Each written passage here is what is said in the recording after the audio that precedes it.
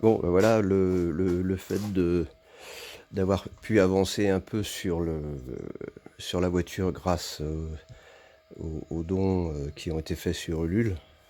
Et je vais participer aussi un peu. Et là, donc, j'ai démonté les roues pour faire. Je les ai emmenés au garage pour faire démonter les pneus.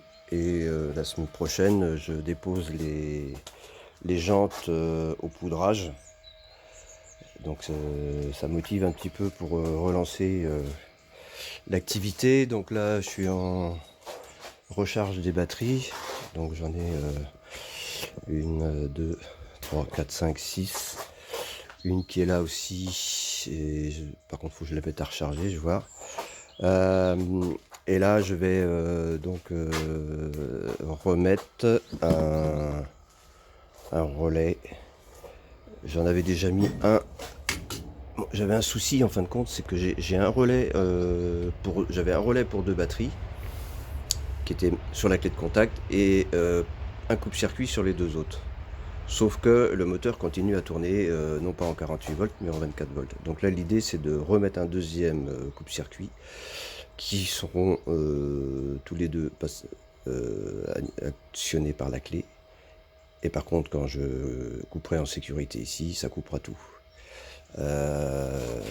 Voilà, donc je suis passé à mon ancien collège technique qui ont une section carrosserie là, au lycée professionnel de Narcé à Brun-sur-le-Thion, dans le Maine-et-Loire, où j'ai fait mes études il y a 52 ans, pour voir si ils pourraient me reprendre la carrosserie. Donc pour l'instant, j'ai pas de réponse. Alors je vais continuer à avancer sur tout ce qui est intérieur, porte, électricité.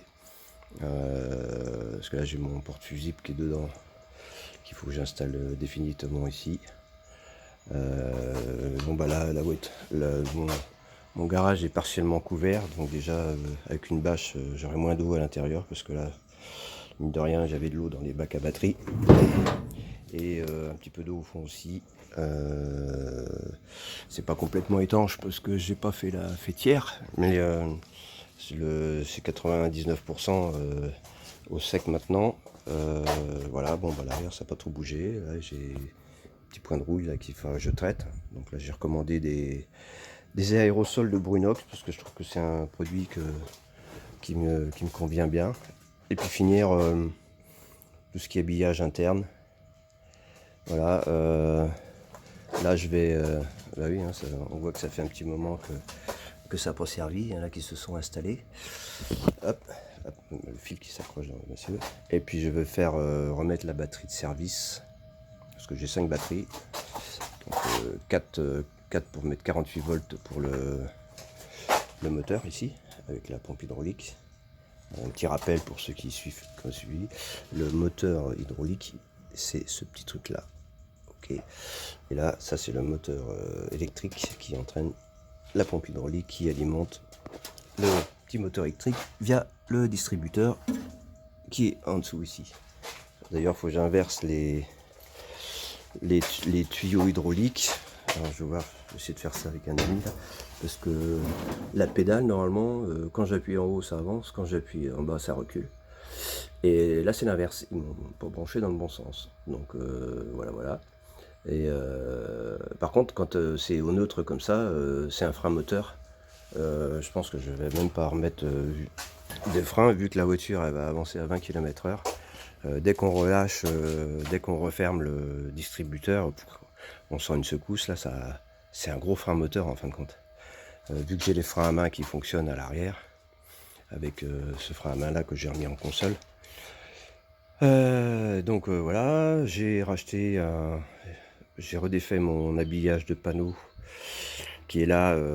C'était un simili cuir beige. Donc j'en ai racheté un autre, un neuf, que l'autre était un peu abîmé et m'avait servi de table. Et je vais donc remettre tout ça en route en prévision d'avancer, d'essayer que ça soit fini cette voiture pour la fin du printemps prochain, en gros fin mai. Ça m'arrangerait bien.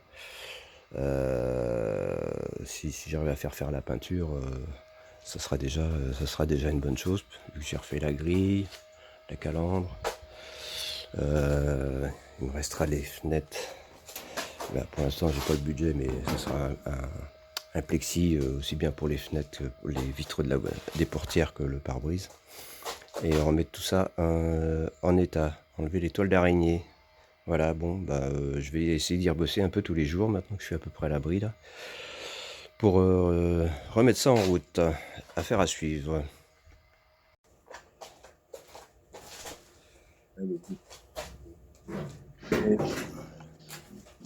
Des câbles de frein là, parce que je ne peux pas enlever la.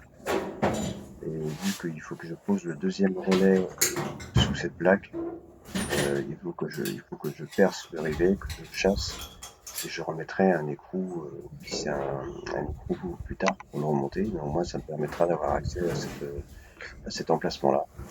Donc là, ce que je vais faire, c'est chasser, et du coup, je vais pouvoir positionner, câbler le deuxième relais.